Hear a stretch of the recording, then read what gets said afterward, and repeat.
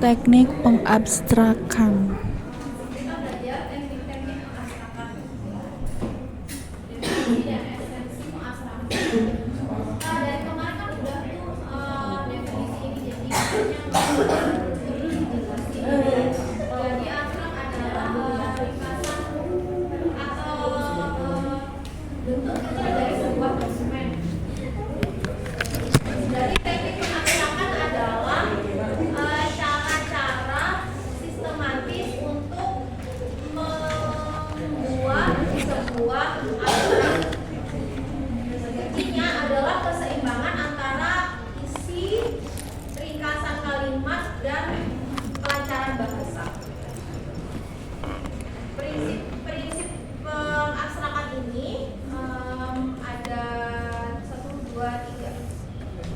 Dasar-dasar proses pengabstrakan.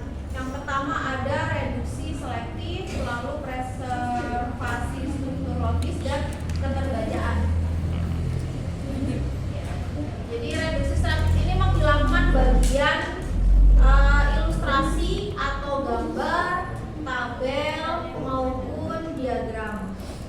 Yang kedua ini abstrak harus mengikuti pemikiran alur pemikiran si penulis naskah, penulis dokumen. Lalu yang terakhir ini pembaca harus bisa memahami isi utama dokumen jika membaca dari abstrak tanpa melihat dokumen asli. Boleh? Ini ada 6 tahapan utama.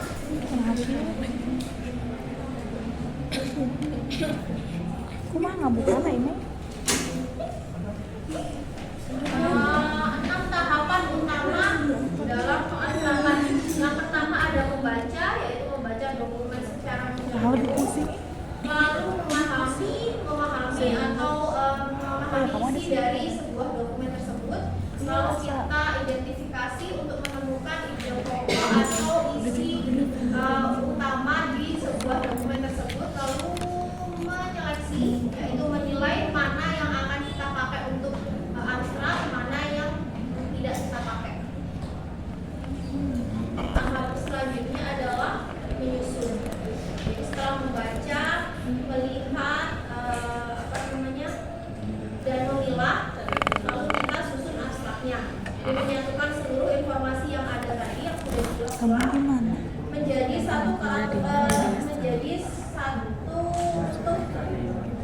menjadi satu paragraf. Tipsnya adalah menggunakan bahasa sendiri bisa, menggunakan bahasa yang sudah ada di dokumen tersebut juga bisa. Yang penting isinya sama dengan teks aslinya. Yang terakhir adalah revisi abstrak. Revisi ini mengevaluasi apakah sudah lengkap atau belum dokumen yang kita abstrakkan tadi.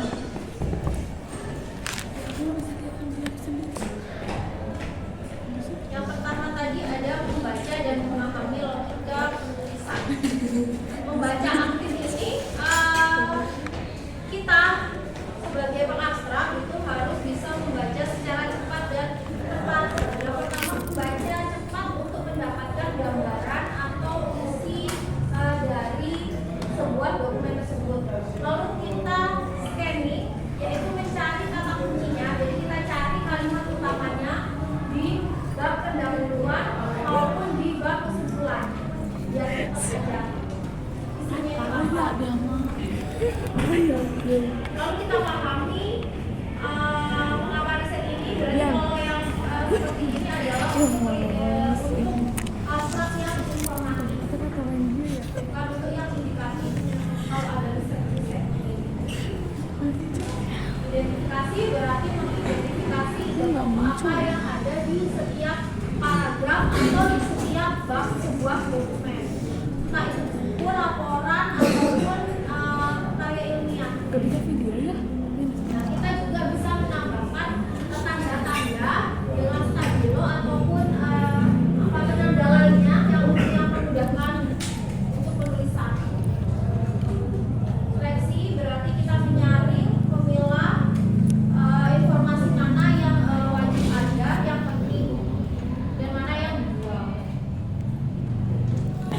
Gimana sih nanti bisa kelihatannya di sini? Teknik dasar meringkas. Yang pertama ini mengkompres kalimat paragraf dari yang banyak menjadi lebih pendek, namun tidak mengubah arti. Contohnya adalah melakukan proses analisis data dengan software. Nah, kalimat ini kita ubah menjadi analisis data. Jadi katanya ini tidak mengubah arti, namun lebih pendek. Yang kedua, kita pangkas retorika. Jadi menghapus kata-kata yang tidak penting atau kata-kata yang bertele-tele. Seperti contohnya adalah menghilangkan kata seperti yang kita ketahui bersama bahwa itu adalah contoh kalimat yang dipangkas. Yang terakhir adalah sintesis urutan. Jadi menggabungkan poin menjadi satu kalimat yang rapi. Jadi teknik untuk meringkas ini, untuk meringkas ini yang pertama ini kita ini pendekkan frasanya, lalu yang kedua dengan kita memotong yang tidak penting atau kalimat pendukungnya, lalu yang terakhir adalah menggabungkan kalimat-kalimat menjadi satu paragraf yang rapi. Ada juga kita menggunakan paraphrase. Yang pertama ini paraphrase-nya ini mengubah pola aktif menjadi pasif. Jadi sudah tidak ada lagi kalimat-kalimat kutipan di dalamnya. Menurut siapa itu sudah tidak ada lagi. Lalu substitusi sinonim. Jadi mengganti kata umum dengan sinonim akademik yang formal dan padat untuk menghindari keraguan. Jadi kita harus menggunakan kalimat-kalimat yang akademis gitu. Kalau ini memang nggak bisa dilihat berulang. Abstrak yang informatif. Dibikin Tapi rekap kalau bagus lah. abstrak yang Dibikin ini, apa? Di rekap. yang apa namanya indikatif atau abstrak kritis, itu kita tidak perlu kalimatnya formal, tapi yang yang mudah untuk dibaca atau yang diketahui banyak orang. Jadi secara umum kalimat atau kata-kata yang umum, bukan kata-kata atau kalimat populer.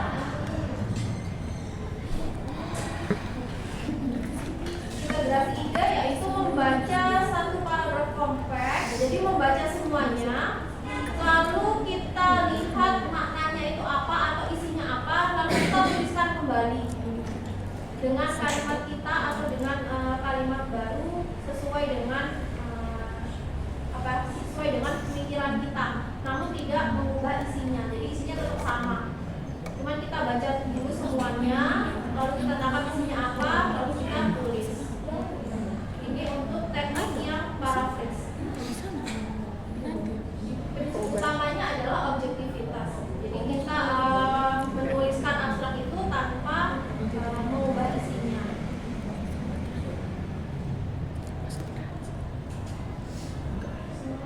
Ini struktur abstrak. Ini kemarin kita udah bahas, kita skip aja. Kita pindah ke proses pengabstrakan. Nah, ini adalah langkah membuat abstrak informatif. Yang pertama tadi kita skim dan scan, jadi membaca secara cepat sebuah dokumen. Lalu kalau abstrak informatif berarti kita harus mengetahui IMRAD-nya, pendahuluan, metode, hasil, dan kesimpulan. Lalu kita menggabungkan poin-poin tadi dan kita paraphrase. Untuk yang abstrak indikatif. Nah, abstrak ini kan berbeda dari yang tadi. Jadi ini hanya membaca tentang, menuliskan tentang isi topik atau subjeknya aja. Yang pertama adalah melakukan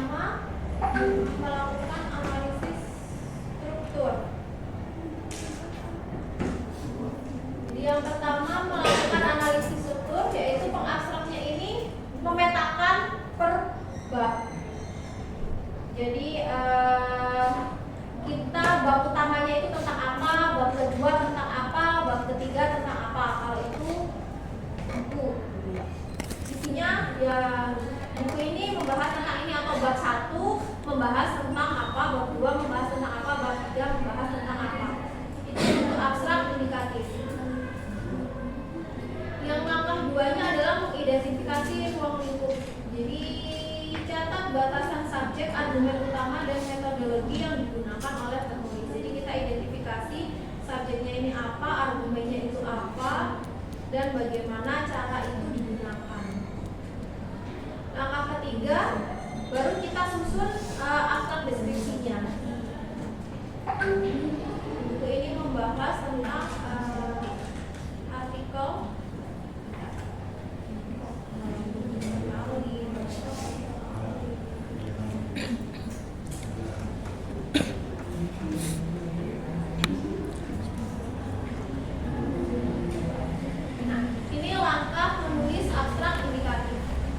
berbeda dengan yang tadi. Kalau yang tadi harus ada metode dan lain-lain karena memang itu adalah artikel ilmiah. Kalau yang abstrak indikatif hanya berisi isinya apa, tidak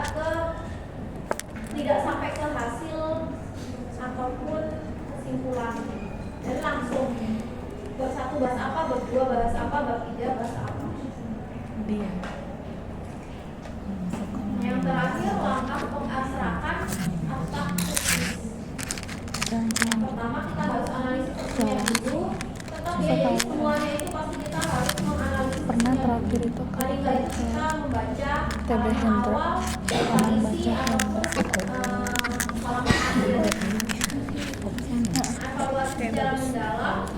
Lalu kita evaluasi dengan kritis. Jadi kita bisa membandingkan dengan karya ilmiah lain yang sejenis ataupun teori dari orang lain yang temanya sama. Oh ini tuh kemana lagi?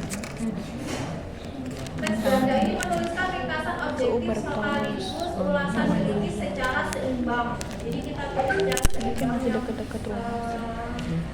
Kamu tadi yang positif dan negatifnya. kamu suka jalan sendiri?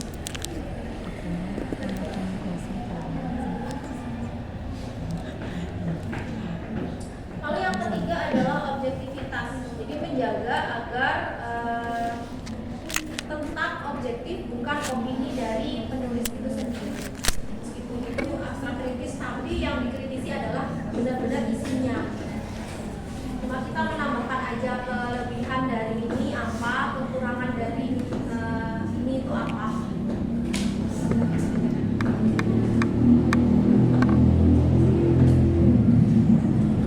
Ada teknik-teknik untuk membuat abstrak. Jadi teknik alternatif ini ada copy paste. Jadi kita bisa langsung copy paste aja yang ada, copy paste gitu. Namun nggak semuanya gitu. Jadi teknik ini mengambil kalimat inti kemudian memotong dan menyambung dengan keterangan tambahan. Jadi kita tinggal salin aja. Misalkan di pendahuluan kita ambil copy paste yang latar belakangnya aja, atau metodenya langsung kita copy paste itu bisa untuk teknik yang informatif ini. Lalu kerangka balik membuat kerangka tulisan dari yang sudah jadi. Jadi pengabstrak ini mencatat kata kunci di tiap paragraf. Kelebihannya lebih mudah untuk menulis draft abstraknya secara runtut.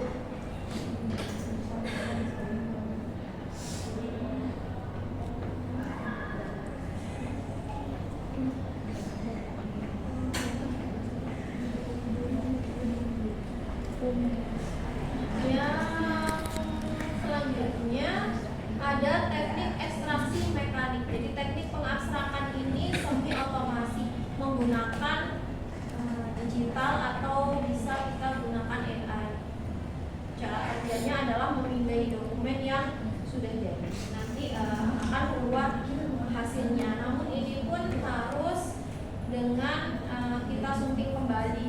Kita lihat kurangnya apa, mau kita tambah atau mau kita kurang atau sedikit kita ubah. Dan kita juga harus dari apa namanya dokumen aslinya. Meskipun kita menggunakan AI, jadi AI itu masih bisa dipahami. Teknik abstrak indikatif. Menyusun narasi abstrak berdasarkan kerangka bab demi bab atau laporan. Jadi tekniknya adalah kita ambil gitu. Jadi bab 1 tentang apa seperti tadi, contohnya adalah bab pertama memaparkan apa. Jadi bab 2 ini ada apa. Untuk yang makro processing ini mengelompokkan data menjadi satu kesatuan yang lebih ringkas. Contohnya adalah dari kalimat buku, jurnal, skripsi, peta kita ganti katanya dengan satu kalimat yaitu koleksi perpustakaan. Jadi tidak mengubah arti karena apa? Buku, jurnal, skripsi, peta itu merupakan koleksi dari perpustakaan. Lalu yang terakhir menggunakan formula sentence. Jadi ini ada polanya gitu. Ada subjek dokumennya apa plus kata kerja indikatif dan ruang lingkupnya. Untuk penulisannya buku ini mengulas tentang artikel ini menyajikan survei tentang. Nah itu adalah contoh kalimat-kalimatnya untuk abstrak indikatif.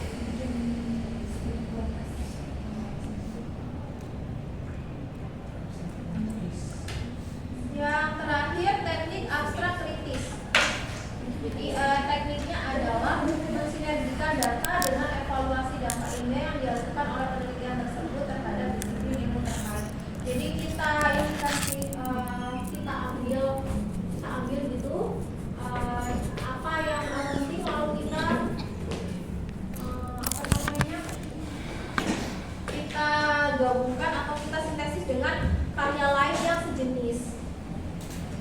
Kalau komparatif ini menilai kualitas dengan membandingkan teori maupun hasil dari penelitian lain yang sejenis. Kita compare. Kriteria checklist ini kita hanya kita mengecek sih apakah ini tuh sudah ada metodenya atau apakah sudah ada, gitu, apa instrumennya sudah valid atau belum, menggunakan daftar periksa. Jadi ada checklistnya untuk memastikan ini sudah ada atau belum, ini sudah sesuai atau belum. Ini adalah teknik-teknik untuk pengabstrakan. Peran dan kompetensi pengabstrak. Jadi kita sebagai pengetahuan yang akan mengabstrak sebuah dokumen, kita harus memiliki kompetensi, etika, dan tanggung jawab. Kita harus tahu kompetensi kita itu harus bisa membaca cepat dan tepat sebenarnya. Kita harus bisa memahami lintas disiplin ilmu dan ketajaman untuk mencatat makna-makna atau kata-kata atau apa yang tersirat di sebuah dokumen tersebut. Untuk etikanya, ya menjaga kerahasiaan dokumen yang belum terbit. Jadi kita tidak mengabstrakkan sebuah dokumen yang belum diterbitkan. Kalau misalkan kayak tesis atau skripsi, disertasi kayak gitu kan pasti udah diterbitkan biasanya kan, dan sudah ada abstraknya, jadi kita nggak perlu mengabstrakkan ulang.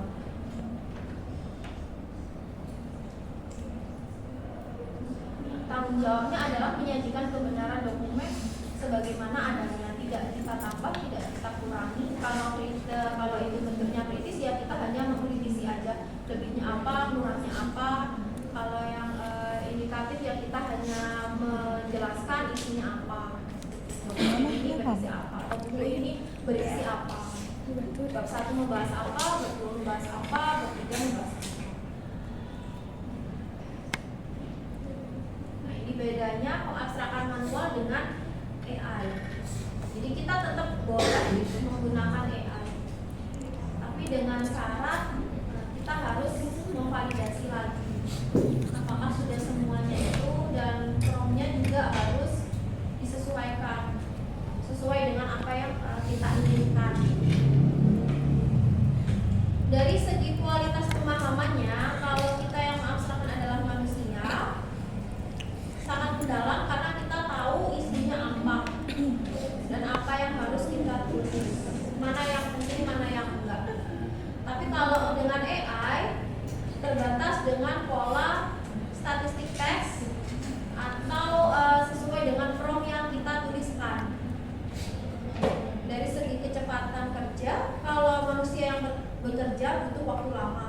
sedangkan AI tidak.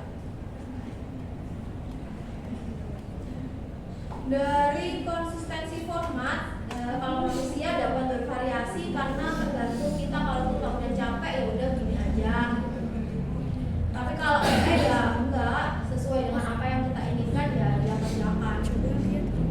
Dari biaya, karena harus membayar orang, jadi lebih tinggi dibandingkan kita menggunakan AI. Kan ada juga AI yang langganan untuk berapa, untuk setahun misal, atau 3 bulan, atau bahkan gratisan. Jadi lebih murah menggunakan AI.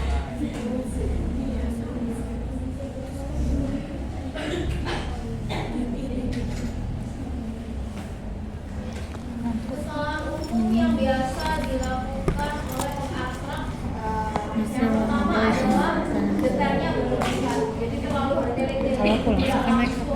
Sedangkan kan konsepnya adalah Dia ini kelas. Oh gitu ya, berapa? dimasukkan data statistik secara berlebihan. Jadi Kamu rumusnya pindah ditulis, kosan? kutipannya juga ditulis. Tapi sekarang Sering banget. Kamu enggak ada nyaman. Lalu memasukkan opini, jadi opini kita masukkan juga salah dalam artikel yang sangat negatif. Prosa yang nah ini bisa dipakai, opini ini bisa dipakai abstrak kritikal.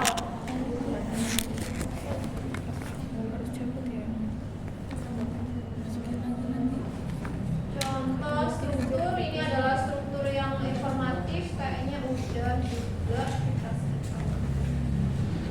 Lalu kesimpulannya adalah abstrak ini membantu menghemat waktu pemustaka dalam menemukan sebuah informasi, memilah informasi yang relevan, mana yang akan dipakai. Lalu yang kedua, abstrak adalah fungsi dari temu kembali informasi karena kaya akan kata kunci dan digunakan untuk meningkatkan keterbacaan artikel yang ada di mesin. Jadi kalau